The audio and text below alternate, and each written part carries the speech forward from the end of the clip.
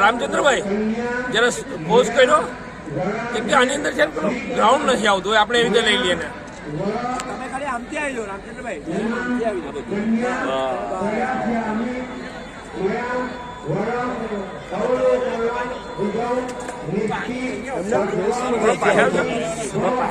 ચાલે ચાલે આવો તમે પાવો નહીં. તમે પણ માઇક નહીં ને તમારે ચલાવવાનું છે કામ. ચાલો તમે કહો એટલે ચાલુ કરીશું. દીપકભાઈ, આજે રાણા સમાજનો સમૂહ લગ્નોત્સવ છે 45મો. આ અંગે આપ પ્રકાશ પાથરો અને શું આપણે તૈયારીઓ અહીંયા સંગઠનોએ કરી હતી અને કેવી રીતે રંગે ચંગે ઉજવાય છે એ વિશે માહિતી આપશે. આજે શ્રી અખિલ ભારત રાણા સમાજ પ્રેરિત શ્રી સુરત રાણા સમાજનો 45મો સમૂહ લગ્નોત્સવ સુરતમાં અઠવા લાઇન્સ પાર્ટી પ્લોટ ખાતે યોજાઈ રહેલો છે, જેમાં 28 જેટલા નવદંપતીઓ પ્રભુતામાં પગલાં પાડી રહ્યા છે. આપણા સમાજના વડીલશ્રીઓએ વર્ષો અગાઉ સમાજની સ્થિતિને ધ્યાનમાં રાખીને 40 વર્ષ અગાઉ આ સમૂહ લગ્નોત્સવનો પ્રારંભ કરાવ્યો હતો. સમાજની સ્થિતિ જે તે સમયે ખૂબ જ કહી શકાય આર્થિક, સામાજિક, શૈક્ષણિક રીતે ઓછી સ્તરની હતી અને એને કારણે સમાજની જરૂરિયાત એને સંદર્ભ રાખીને કે સમાજના ભાઈઓ બહેનો જે કુટુંબો સારી રીતે એ લોકોનો પરિવારનો પ્રસંગ પૂરો કરી નથી શકતા, એના માટે આપણે કંઈક વિચારવું જોઈએ. વડીલોના આ વિચારને શરૂઆત 1984થી સમૂહ લગ્નથી થઈ અને આજે આપ જોઈ શકો છો અહીં ખૂબ સારા માહોલમાં, ખૂબ ઉલ્લાસપૂર્ણ માહોલમાં, ખૂબ સારી રીતે રંગે ચંગે આ પ્રસંગ સંપન્ન થઈ રહ્યો છે. અત્યારે આપ જોશો કે આપણા ગોર મહારાજશ્રીઓ દરેક કન્યા અને વરને એ લોકોની લગ્નવિધિ સંપન્ન કરાવે છે. આજે સવારે 11 કલાકે આપણા જ ગોર મહારાજોએ ખૂબ સારી રીતે વિધિ વિધાનપૂર્વક ગૃહ શાંતિ કરી હતી. 28 વર અને 28 કન્યા એ બધાની પોતપોતાના મહારાજોની સંસર્ગમાં એ લોકોના સ્તવનથી, સ્ત્રોતથી ખૂબ સારી રીતે ગૃહ શાંતિની વિધિ અહીં આ ગ્રાઉન્ડ ખાતે પૂરી થઈ હતી. બપોરે લગભગ 5,000 જેટલા સમાજ ભાઈઓએ ભોજન અહીંયા જ લીધું હતું. એના પછી સાંજે 5 કલાકે સૌ 28 જેટલા વરરાજાઓએ એ લોકોને બગીમાં અહીં મંડપ ખાતે પધારેલા હતા. એનું પણ આયોજન, બગીનું આયોજન, વર યાત્રાનું આયોજન સમાજ તરફથી જ કરવામાં આવ્યું હતું. અને આ વરરાજા એ લોકોને ડીજેના તાલે અને સમાજના સથવારે ખૂબ સારી રીતે, જેમ ઘર આંગણાનો પ્રસંગ હોય, ડીજેના તાલે નાચતા ઝૂમતા હોય અને એવી જ રીતે ગરબા ગાતા ગાતા એ વરયાત્રા સંપન્ન થઈ હતી. સમાજના મહિલા ફોરમના પ્રમુખ શ્રીમતી ચંપાકલીબેન રાણા અને મહિલા ફોરમની સમગ્ર ટીમે આ વરયાત્રાનો યુવા ફોરમના સથવારે, યુવા ફોરમના ડીજેના સથવારે એ ખૂબ સારી રીતે વરયાત્રાનું સંપન્ન કરાવ્યું હતું. મહિલાએ પછી એ લોકોને તિલક કરીને એ લોકોને મંડપમાં આવકાર્યા હતા અને અત્યારે આ ખૂબ સારી રીતે લગ્નવિધિ સંપન્ન થઈ રહી છે.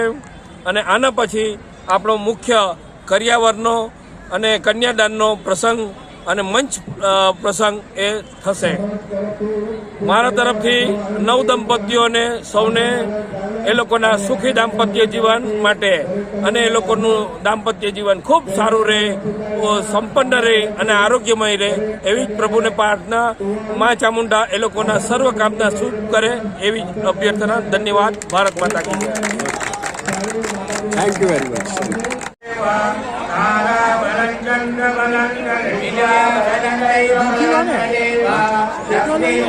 ફોટો નથી લેતો, લઉં છું.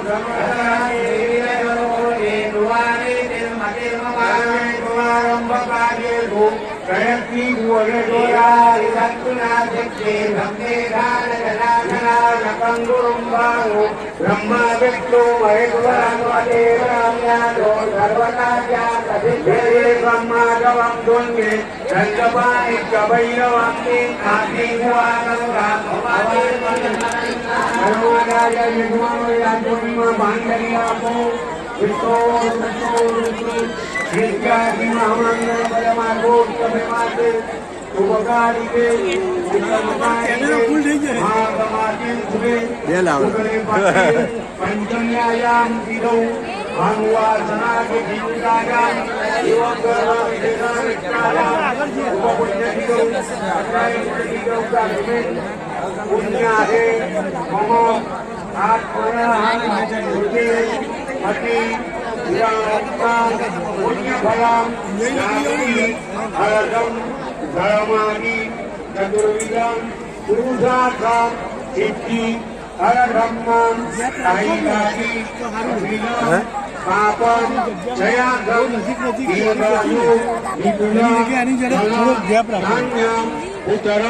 પૌત્રાદી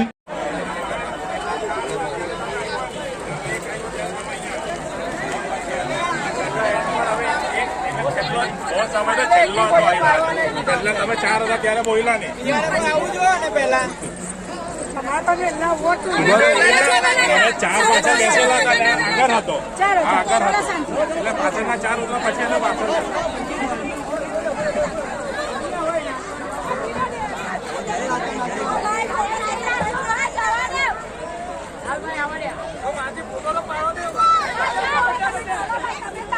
ચલો ભાઈ ચાલ.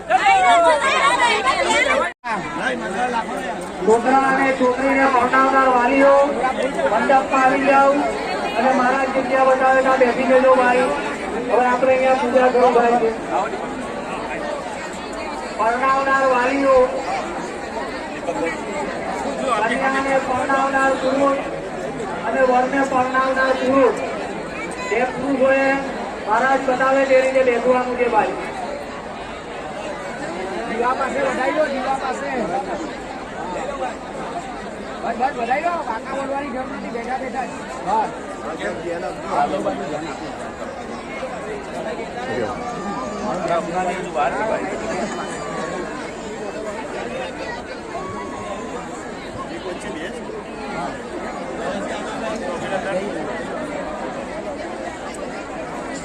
ભણાવનાર વાલીઓ આવી ગયા હોય તો ગુનેગોને વિનંતી તેમને તિલક કરી દેજો. યજમાન ભાવે તિલકમ કુર્યાત. પ્રમુખશ્રી પેલે પ્રમુખશ્રી બાકી રહ્યા. પ્રમુખશ્રી ભાઈ પ્રમુખ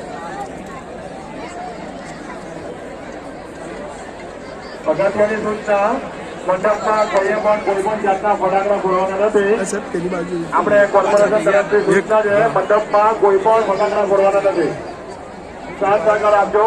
મંડપમાં કોઈ પણ પ્રકારના ફટાકડા અરવિંદભાઈ ધારાસભ્ય આવે છે, જરા સરખું. ભરતભાઈ ટી રાણા અમેરિકાથી 11,000 રૂપિયા રોકડ દાન મળે છે. ખૂબ ખૂબ આભાર ભરતભાઈ.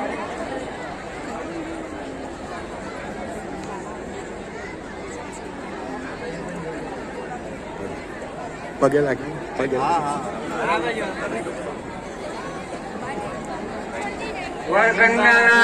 વાલીઓ અગર બેઠી ગયા હો તો ગોળ મારા જોઈએ. લોકોના કપાળમાં કંકુનો ચાંદલો કરો. મંત્ર